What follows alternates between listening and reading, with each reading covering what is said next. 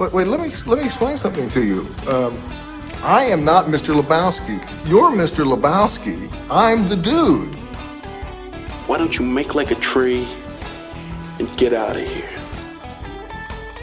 Now I'm here to answer any questions you children may have about the monorail. Me! Can it outrun the Flash? You bet. Can Superman outrun the Flash? Sure, why not? When you want to talk sports, you ask folks who have seen it all up close. So on The Al Travis Show, we go with the guys at the end of the bench. Time to talk all things sports. We've got them, John and Dan, both guys at the end of the bench. Gentlemen, thank you very much for being here. I just asked for the first time. I've known you guys a long time. Any Catholics in the group? Pope Francis passed this morning, quite early. Any Catholics in the group? Yes, sir. Yep. I was an altar boy and a lector and all that fun stuff. Dan, you consider yourself one or had? I was. Yeah, I grew up Catholic. I'm not Okay. not practicing any longer. I do other, but that's. I married a Catholic girl, a big Catholic family, and I remember Mom saying, because I'm Lutheran, oh, we'll change him. Well, that didn't work so hard. But what's interesting for us is my father-in-law was named Francis, was his name. So in this Pope, and I don't remember his real name, jumped on and said he's going to be Pope Francis when he became Pope, he instantly became like this family's Pope, right? I mean, it's like we were tied to this cat. And so it's kind of sad. I want to put it out there. I mean, God bless him, but 13 years is a long time. What I find interesting about it not being the Catholic, and you guys tell me how crazy this is every time one passes, the rest of us got to learn the ropes and what comes next. We know there's like white smoke. Is that the good smoke or is it the black smoke? Which one is the smoke? We know there's this whole thing going to happen, and it is intriguing as all get out.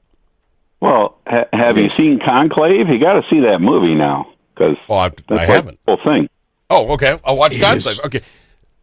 It is really good too. It is really good. But don't you get our point? The rest of us that hang out here, we don't follow along. It only happens like once every lifetime, right? 13 years ago it happened. Yeah. And then so there's a whole nother generation of us like, now what happens? The Cardinals come in and they all do a thing and then they all vote behind closed door. And then today's kids are thinking, okay, they'll send a text out. But no, they're going to burn whatever burns white. They're going to burn whatever's black. The rest of us are just like, wow, this is cool as all get out. Because this has gone on for 2,000 years. They're completely shut off from external communication. No TVs, no cell phones, no papers. Yeah. They're in conclave. So the rest of us will get another big lesson. But to the Catholics of the world and to the Pope Francis, God bless. Just we have to talk about it. All right. Other things, miracles, I presume. Which one of you guys took the Wolves to win? I did in 7. In 7. I think it might go 7 now, Dan. I was impressed with the game. Your thoughts on, does it go 7 now? I still think the Lakers would probably pull this thing off, but they just stole one. Yeah, I'm not even sure they're going to lose now. That's so.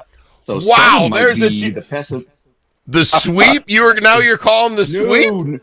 No. I'm thinking it might be 6 maybe though, but I'm thinking they might win it at home. But I don't want to go that far yet because it was an impressive game. But the best part to me is that the Wolves they had far from a perfect game. Yeah. They did not play. Right. It was not like they had to play the perfect game in order to beat the Lakers. They played fine. Yep. They played, and they just kept it together. That was the big thing to me is they just kept it together. Well, I talk a lot on the show. I don't know if you guys noticed it. I don't know if it was with you guys or with the other sports guys, but I said the only way the Timberwolves pull this off if it's Nas and DiVincenzo coming off the bench. They had to have good games. And we're watching this thing. I think we're down 7 or so when the starters kind of switch out and they put those two in. And they absolutely changed the game. Put us on a 14-2 run at some point. Once we got that lead, it was all over. We had confidence. And where's the Nas Reed scoring totals? I think he was 6 for 9 from 3-point land. I mean, that's killing Curry. You know what I'm saying? And overall, we had 21. Yes. Here's what bothers me. We had 21 of 42 from 3. You're not going to shoot 50% all. That's going to come down. I'm not ripping us. That was a great game. John, your thoughts on any of that? Yeah, Dan mentioned it was good by Minnesota. It wasn't, despite the score, I wouldn't call it their best performance. kind of workmanlike. But it was essential that they win at least one game in LA if they're going to have a chance in the series. And starting off that way, you can't ask for a better way to kick it off, right? Absolutely. Go on the other team's court and kind of show them what's what. Dan, permission to go against the grain. Permission to question the coach. The coach just won a game against the Lakers. I am going to. I asked permission. No one gave it to me. I'm going to do it anyway. Here's one of the 5 starters box score. 1 offensive rebound, 5 defensive rebounds for a total of 6. 1 assist, 1 block, 2 total points. Yes. Yeah. Okay. And then I'm going to read another guy's. Let me read another guy's. Nas reads 6 for 9.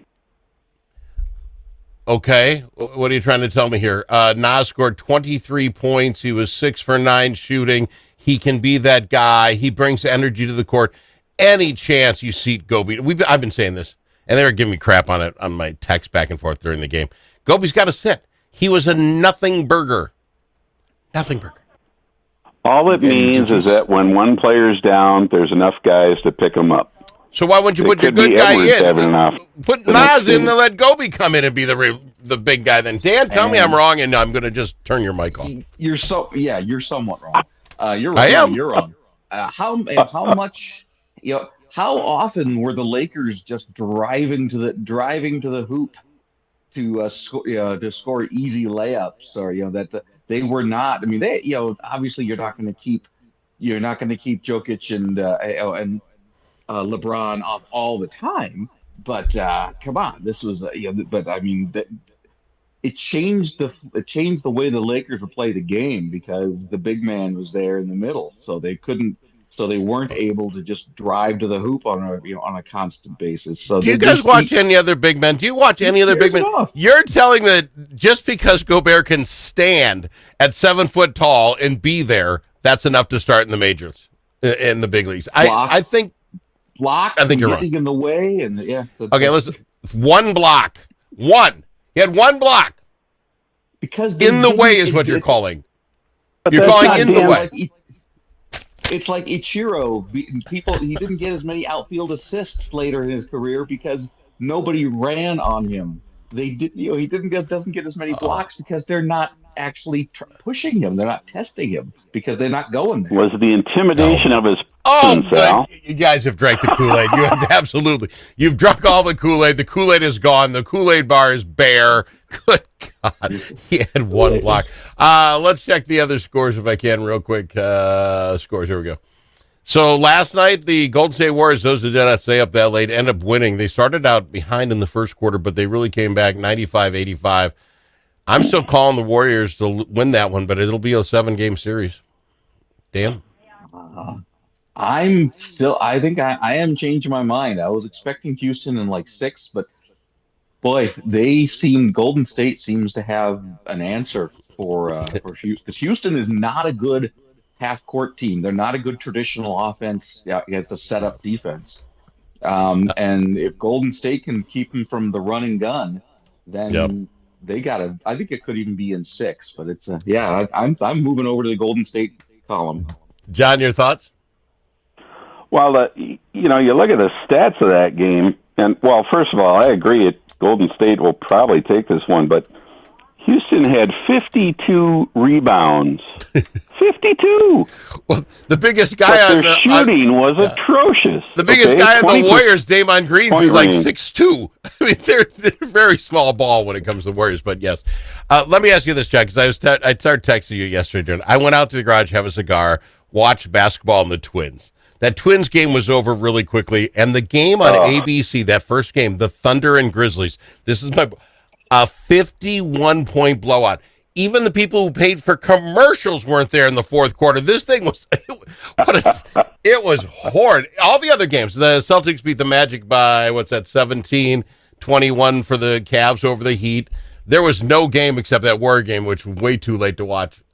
Terrible day for basketball on TV. Dan?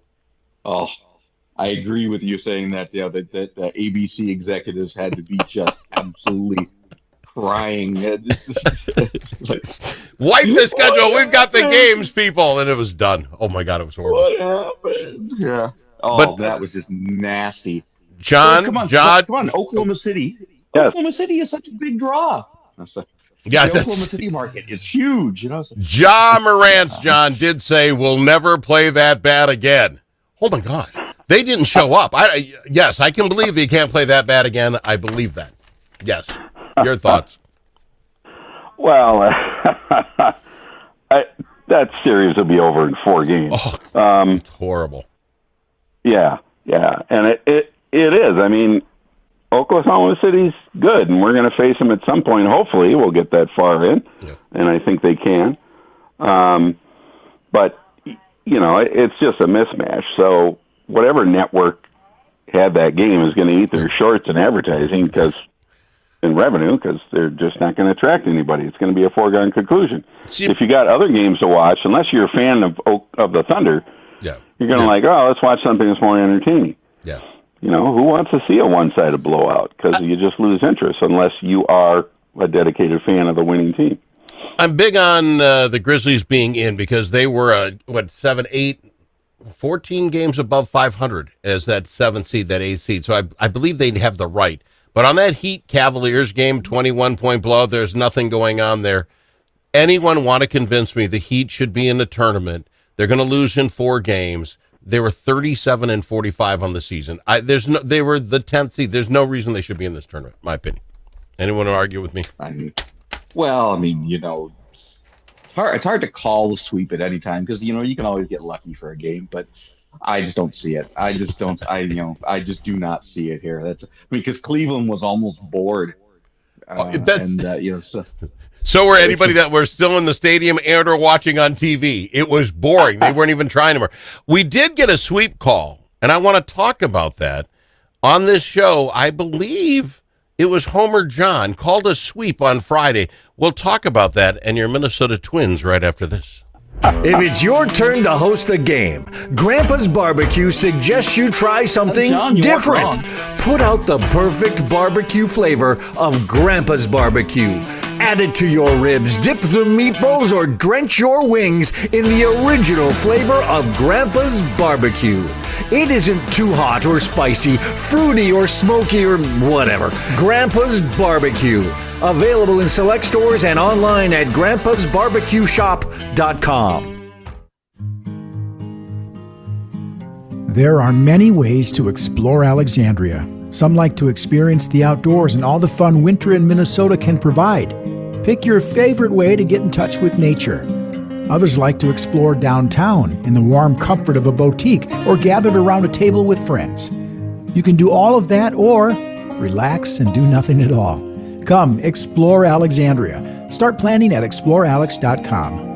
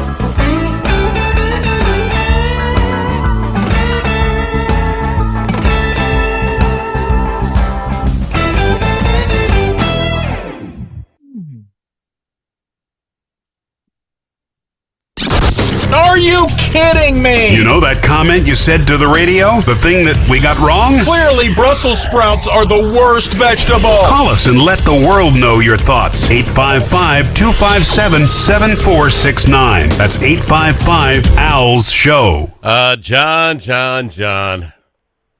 What do you want to say for yourself? I'll tell you what. Right now, nothing cures a good baseball team in a bad slump like taking on the Minnesota Twins. Atlanta Braves were in tough shot. They're a good team. They come into town, and now they think they are all that and then some. And I believe you did call that sweep, my friend. You're only off 6 games. Well, I apparently I was. Drinking? I knew it was going to be a sweep. I just had the teams reversed. Yeah, the wrong team. Now we make fun of you, John, because both Dan and I picked. I think it was 2 out of 3. We were trying to hedge our bets, and we were off completely as well. What do we do? Anybody have anything that looks good on this squad? Any part of the game looking well? I'll tell you what, Al. I texted you something. I know you did.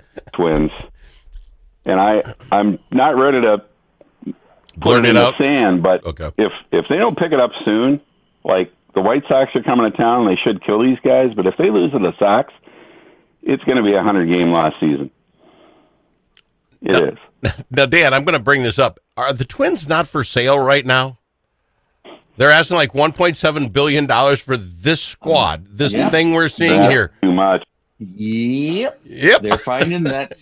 They're finding, and it's going down by at least $50,000 every single day here. So I mean, what they can get for them is going down by $1 million every day. Probably. Well, that's how much they're losing just in ticket sales. You tell me how many people are going to show up to this Twin squad and the White Sox tomorrow night. Who's going to that ball game? Yeah, if the weather is fantastic, 9 or 10,000. And they just had the lowest attendance ever with the Mets when they were in town. This is not a draw. And that's announced. Yeah. So announced, which is how many showed up with the tickets? What I don't understand though, how long does Rocco have? And I don't mean to be cruel. I'm not asking for his head. I personally I don't think he forgot how to coach. But an owner who wants to sell a team for $1.7 million and you're a 7-15 team, you have to say we shake things. You have to turn it around. There's no way you can sell this team like this, John. No, you can't. But it's really sad, and I mean, I get excited every spring training, and you think the team's going to come out great, and they're looking great.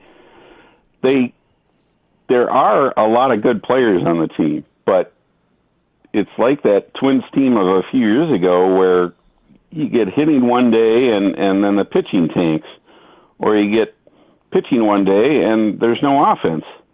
And it's like, can't you guys get on the same page for a game here and show what's going on? So are things going to get worked out as they go? Yeah, eventually. But the problem is the longer it goes on, you dig too big of a hole to ever get back out of, even if you go on a great winning streak, because you're so far behind. And the longer it goes, I think the heat's going to get on Baldelli after a while, too. Dan, talk to John, because he says sometimes our pitching's good. Last few games, 6-4, 6-4, 6-5, 5-4-7. Those are the number of runs the other team has. Yesterday, notwithstanding, the starting pitching has actually been pretty good. Yeah. And, Ryan had a stinker yesterday, but he doesn't do that a lot. Yeah. He'll do that every once in a while. So the starting pitching has actually been, I won't say they're like an A+ starting staff right now, but they're a B-, which is, compared to the rest of the team, that's fantastic. That's fantastic. That's great on a curve. But they are not. Minnesota. No, I'm saying they're. Yeah. Oh, we're right on a curve. It's an A. But it's. But no, they're not. I mean, this is now that it's hard to remember. This is basically where they were last year at this time. They had a terrible start. The tough part is, however bad they started last year, this is slightly worse so far. Yeah. This is about a game or two behind last year's pace. This is the time that they really started turning it on. That they late April into May, when they started turning things around. I'm saying. So you say, how long does Rocco and some of the folks have? I would say it's about the next month. So by the end of May, if there is not at least significant signs of life, then I think there will be. Guys, I'm out of time. I've got to fly. Thank you very much for being on the program. We'll talk to you guys on Friday. Go Wolves. Yeah. John and Dan, the guys at the end of the bench.